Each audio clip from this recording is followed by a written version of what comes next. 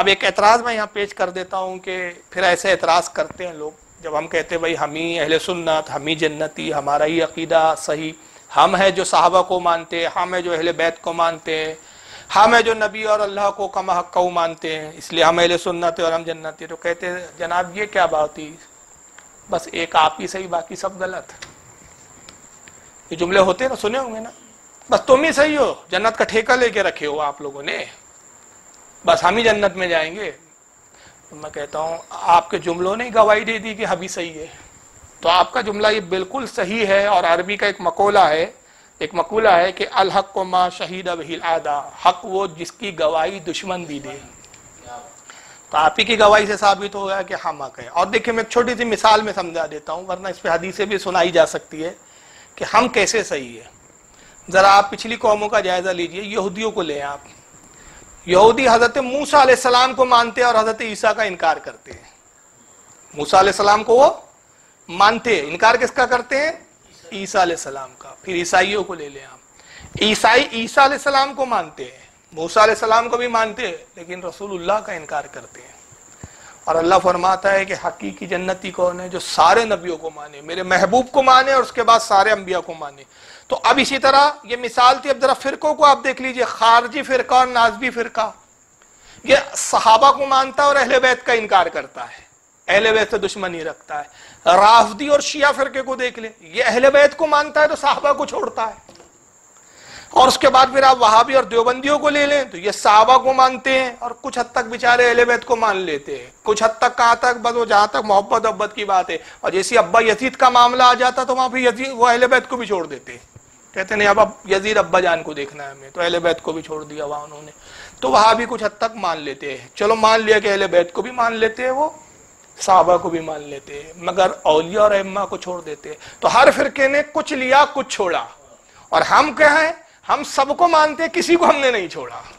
ہم اللہ کو بھی مانتے ہیں، رسول کو بھی مانتے ہیں، صحابہ کو بھی مانتے ہیں، اہل بیت کو بھی مانتے ہیں، ائمہ کو بھی مانتے ہیں، ازواج مطہرات کو بھی مانتے ہیں، ہم اولیاء کو بھی مانتے ہیں، مجتہدین کو بھی مانتے ہیں، علماء کو بھی مانتے ہیں، سب کو مانتے ہیں. ہم نے کسی کو نہیں چھوڑا.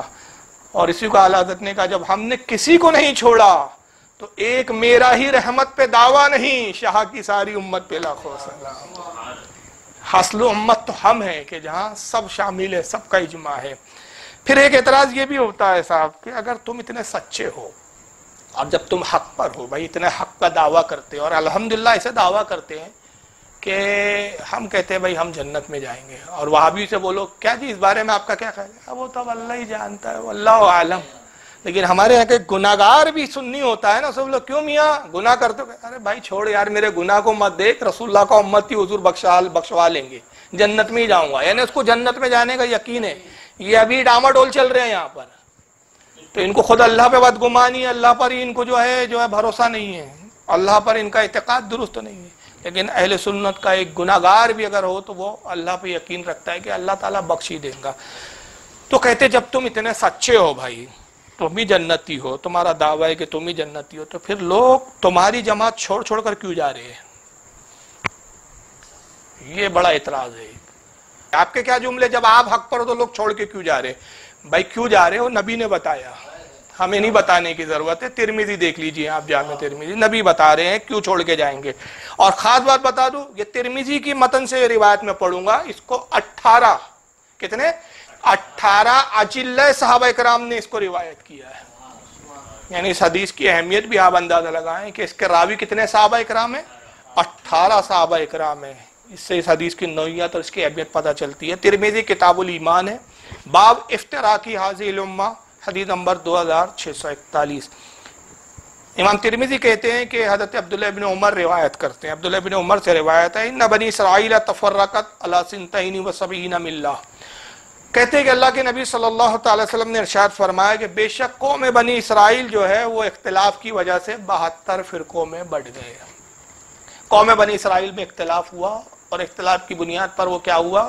72 فرقوں میں بٹ گئے. وَتَفْتَرِقُ أُمَّتِي عَلَى 30 و70 مِلَّةٍ، اور میری امت میں بھی اختلاف ہوں گا تو میری امت 73 فرقوں میں بٹ جائیں گی. میری امت میں کتنے فرقے ہوں گے؟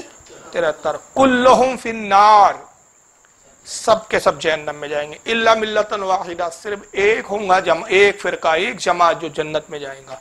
कालू व मन ही या रसूल अल्लाह, साहबा ने पूछा अल्लाह के नबी जन्नती जमात की पहचान क्या होंगी? काला माना अलैहि व असहाबी, जो मेरे और मेरे सहाबा के अकीदे पर होगा, मेरे अहले बैत को भी लेगा, मेरे सहाबा को भी लेगा, मेरा अकीदा भी लेगा, जो सब लेगा वो जन्नती होगा, और जो कुछ लेगा कुछ छोड़ेगा वो कौन होगा? 72 बनते जाएंगे। तो अल्लाह के नबी ने तो वाज़ेह तौर पर बता दिया कि 72 बनेंगे। तो जो छोड़ छोड़ कर जा रहे हैं, तो जब तक छोड़ेंगे नहीं तो 72 बनेंगे कैसे? छोड़ेंगे तो 72 बनेंगे ना। और नबी पाक सल्लल्लाहु अलैहि वसल्लम की पेशन को भी झूठी हो सकती है, पत्थर पर लिखी हुई तहरीर मिट सकती है, मगर मुस्तफ़ा सल्लल्लाहु अलैहि वसल्लम की दहने मुबारक ज़बान मुबारक से निकले हुए जुमले गला तो झूठ नहीं हो सकते। तो जनाब जब तक आप छोड़ेंगे नहीं, हमारी जमात छोड़ के निकलेंगे नहीं कुछ, तो 72 बनेंगे कैसे? और जब तक 72 बनेंगे नहीं तो फिर जहन्नम भरेंगी कैसे? जहन्नम को भी तो कुछ चाहिए ना, है ना, बड़ा पेट है ना। तो आपके तो खुद जुमलों ने बता दिया, लोग छोड़ के जा रहे, तो जो छोड़ के जा रहे हैं वो 72 बनते जा रहे हैं, और जो छोड़ नहीं रहे हैं तो वही तो अहले सुन्नत है, वो एक है, मिल्लतुन वाहिदा है वो।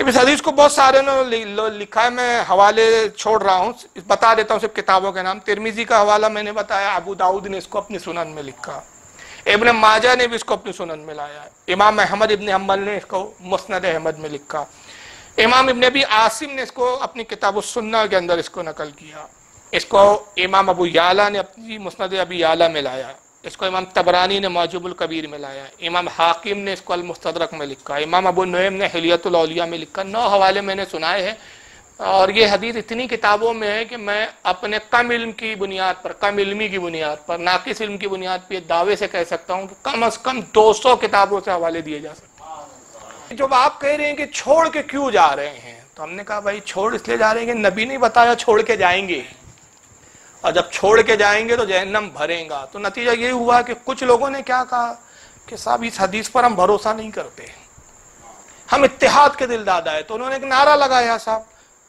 और चाहे कि सारे 72 को हम मिलाकर चलेंगे, लेकर साथ में लेके चलेंगे सारे 72 को, और कहा भाई उम्मत बनो, रो रो के कहने लगे उम्मत बन जाओ, उम्मत बन जाओ। समझ रहे ना आप इशारा, कौन रोता है?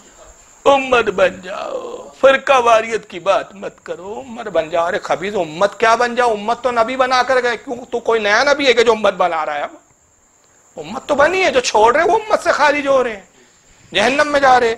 नतीजा क्या हुआ? उम्मत बन जाओ बोलता रहा, और खुद अल्लाह को और रसूल को छोड़ दिया। अब आप कहेंगे यार अल्लाह रसूल को इन्होंने कहाँ छोड़ा? सबसे ज्यादा तो यही अल्लाह का नाम लेकर रोता है।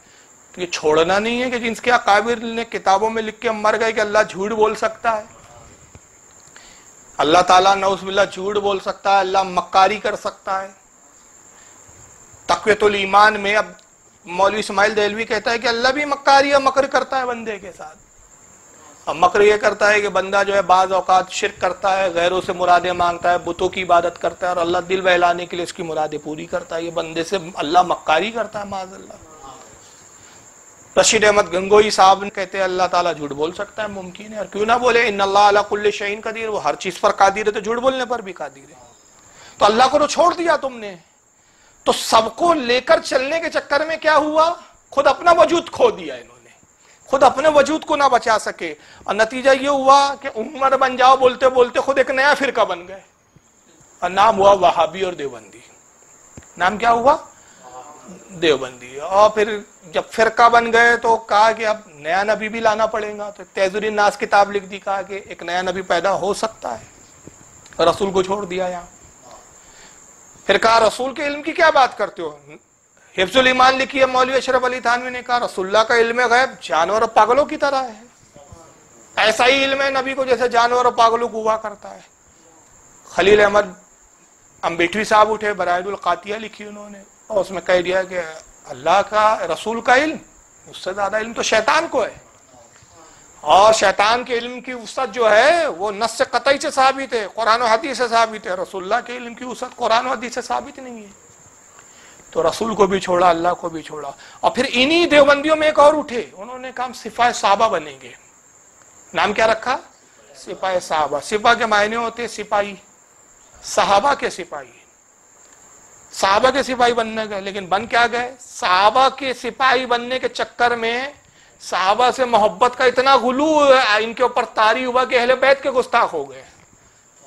और नतीजा ये हुआ कि फिर देवबंदियत में ही ये सिपाही सहाबा जो बनना चाह रहे थे, बनना सिपाही सहाबा चाह रहे थे, बन गए खारजी और नासबी।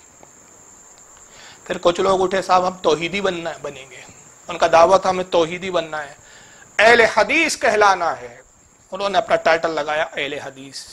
और नतीजा क्या हुआ? अहले हदीस बनने के चक्कर में हदीस तो ले ली, साहिब हदीस को छोड़ दिया। उन इमामों को छोड़ दिया जिन्होंने हदीस पहुंचाई, जिन्होंने हदीस लाई। अइम्मा को छोड़ दिया, औलिया को छोड़ दिया। और नतीजा ये हुआ कि सिर्फ छोड़ा ही नहीं औलिया को और अइम्मा को, जिनके जरिए हदीसें पहुंची। बनना अहले हदीस चाह रहे थे, जिन्होंने हदीस लाई उनको छोड़ दिया। और छोड़ा ही नहीं बल्कि उनके नौजुबिल्लाह मिन ज़ालिक ऐसे गुस्ताख बने कि अहले हदीस तो नहीं बन सके सही मायनों में, और न तौहीदी बन सके, नजदी और वहाबी बन गए। बनना कुछ चाह रहे थे और बन कुछ गए। ये सारा कौन सा चक्कर था कि साहब 72 वाली फिरकी हदीस को हम नहीं मानेंगे, सबको मिला के चलना है। फिर कुछ लोग मुहिब्बे अहले बैत के दावेदार बन के खड़े हुए, कहा भाई अहले बैत की कश्ती में हमें सवार होना है, सफीने नूह की तरह अहले बैत की कश्ती, हम मुहिब्बान अली है। टाइटल था मुहिब्बान अली। अली की मोहब्बत में इतने सीने पीटे कि अली को लिया, अहले बैत को लिया, सहाबा को छोड़ दिया। और जब सहाबा को छोड़ दिया तो मौला कायनात ने कहा तुमने सहाबा को छोड़ा, मैंने तुमको छोड़ दिया। तो बने क्या? राफदी। और ये राफदी का जो लक़ब है ये कोई अहले सुन्नत ने नहीं दिया। हजरत इमाम ज़ैनुल आबदीन के साहबजादे थे जिनका नाम था हजरत इमाम ज़ैद शहीद। उनको जंग में ले आए साहब ये सारे शिया हजरात, कहा कि जो इस वक्त का खलीफा है, इस वक्त का जो हुक्मरान है, वो इस्लाम का बहुत बड़ा दुश्मन है, जिहाद हम पर फर्ज है। हजरत इमाम ज़ैनुल आबदीन के साहबजादे हजरत ज़ैद को ले आए, ज़ैद इब्ने ज़ैनुल आबदीन को।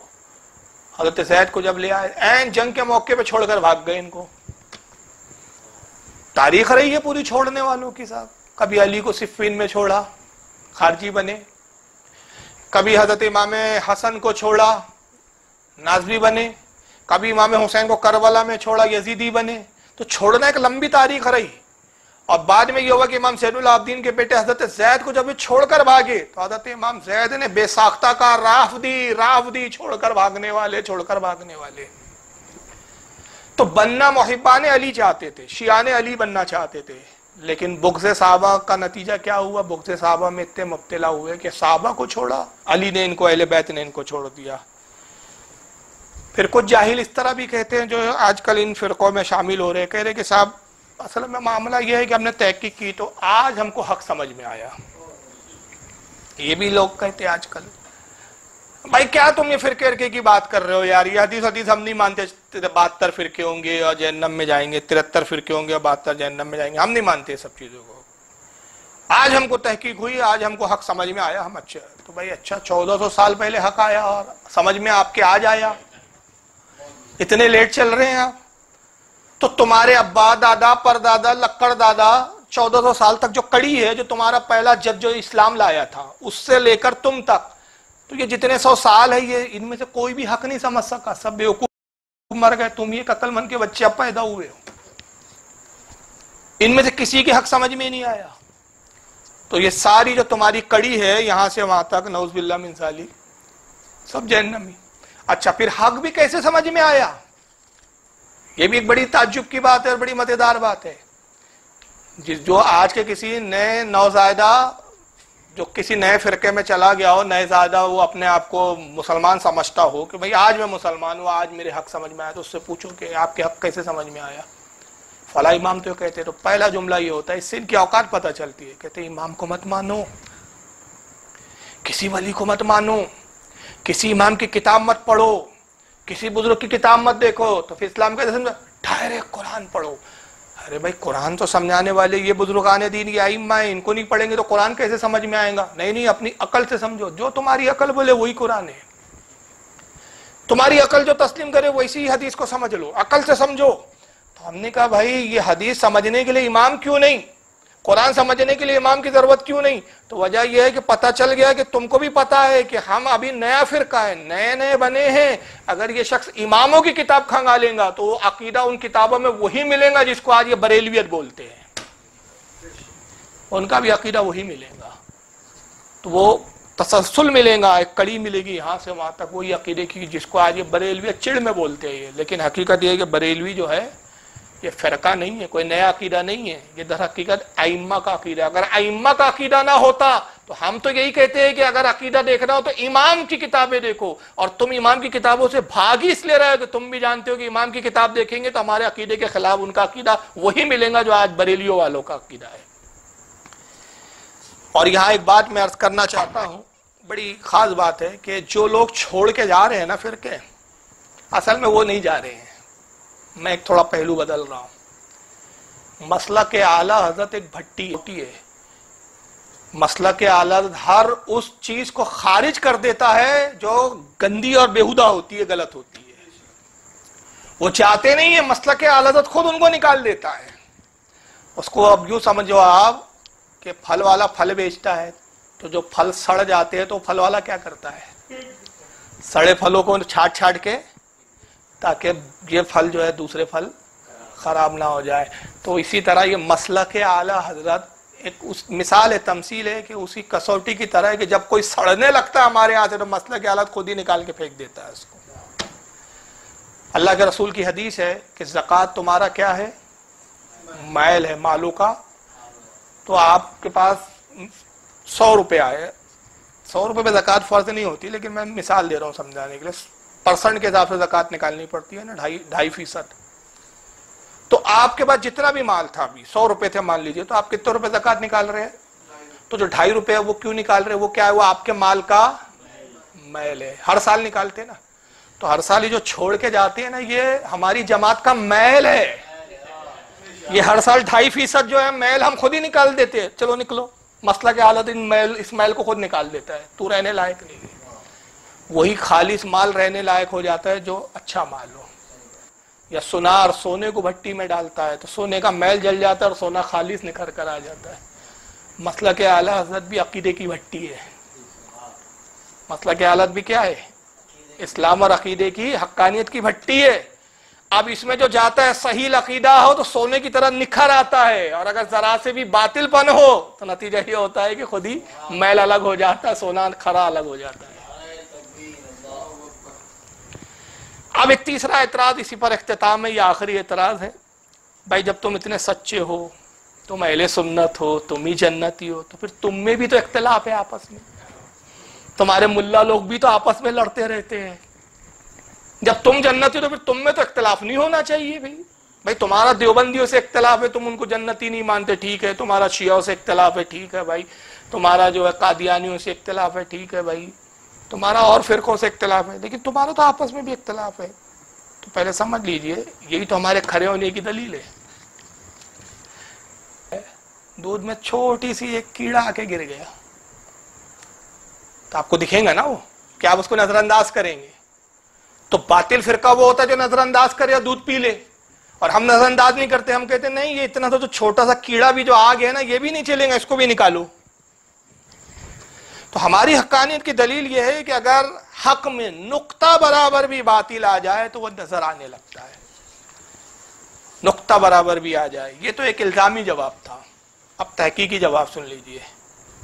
یہ جو ہمارے علماء میں اختلاف ہوتے ہیں آپس میں کچھ چیزوں کو لے کر، یہ فروعی مسائل میں عقائد کو لے کر اختلاف نہیں ہے. 2 چیزوں پہ ہمارے علماء میں اختلاف نہیں ہوتا.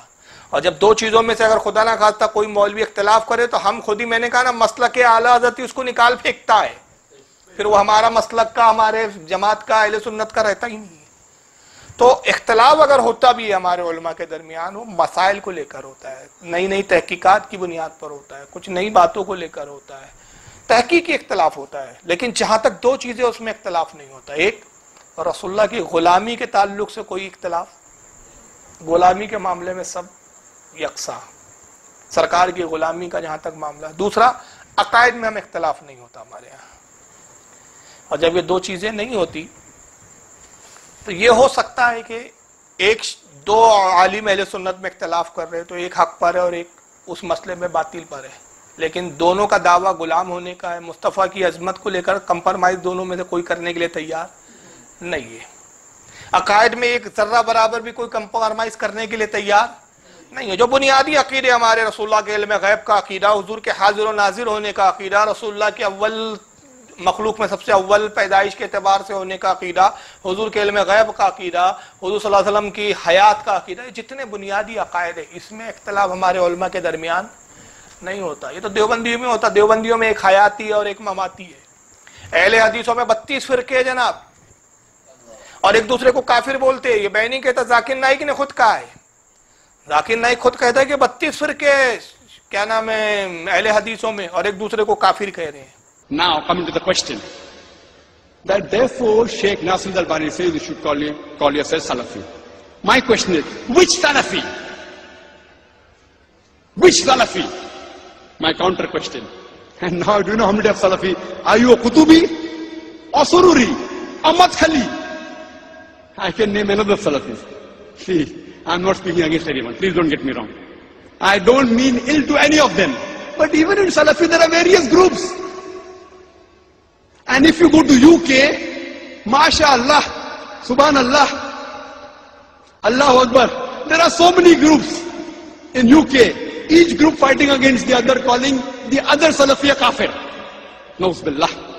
ہمارے اختلاف عقیدے پر نہیں ہے، ہمارے اختلاف رسول اللہ کی محبت کو لے کر نہیں ہے، اختلاف کچھ نئے باتوں کو، کچھ نئے مسائل تحقیق کو لے کر اختلاف ہو جاتا ہے، لیکن غلامی پہ سب ہے۔ اب یہ ہو سکتا ہے کہ کوئی غلام ناکارہ ہے اور کوئی غلام کام کا ہے، کوئی غلام زیادہ کام کر رہا ہے اور کوئی غلام کم کام کر رہا ہے دونوں غلام۔ تو لہٰذا اب ہم کہیں گے کہ آپ کو ضرورت نہیں ہے جناب کہ غلام پر انگلی اٹھائیے، یہ آقا پہ چھوڑ دو کہ کون غلام جو ہے کام والا ہے اور کون غلام ناکارہ ہے، یہ آقا پہ چھوڑ دیجئے، آپ زحمت مت اٹھائیے۔ تو کس کو کیا دیں گے یہ شہد دوسرا پر چھوڑ دے، کس کو کیا دیں گے یہ شہد دوسرا پر چھوڑ دے، تو غلام ہے ان کا، سب کچھ ان کی عطا پر چھوڑ دے، اپنی بخشش کی فکر کرنے والا تو کون؟ مصطفیٰ کا کام ہے، مصطفیٰ پر چھوڑ دے۔ تو غلامی پہ ہمارے اختلاف نہیں ہے۔ تو یہ چند اعتراضات کی میں نے جو ہے جوابات دے دیے، انشاءاللہ آئندہ کی مجلسوں میں اور بھی اعتراضات کے جواب دیے جائیں گے تاکہ حق لوگوں پہ واضح ہو جائے اور وہ سمجھے اور جانے کہ روئے زمین پر باخدا اس وقت کوئی جماعت حقانیت والی، حق والی، جنتی جماعت ہے تو وہ اہل سنت و جماعت ہے۔ اسی کو آج جو پہچان اور نام کے اعتبار سے جو نامزد کیا جاتا ہے، جانا اور پہچانا جاتا ہے، وہ مسلک کے اعلیٰ حضرت کے ماننے والوں کی جماعت ہے۔ اللہ تعالیٰ اس جماعت پر ہمیں قائم و دائم رکھے اور اسی جماعت پر خاتمہ بالخیر عطا فرمائے۔ وما علینا الا البلاغ المبین۔ تو سب چیز عشق والیوں میں بیٹھ جا، منافقوں کو چھوڑ دے، منافقوں کو چھوڑ دے، تو عاشقوں میں بیٹھ جا، وہابیوں کو چھوڑ دے، تو سنیوں میں بیٹھ جا، اویسیوں میں بیٹھ جا، بلال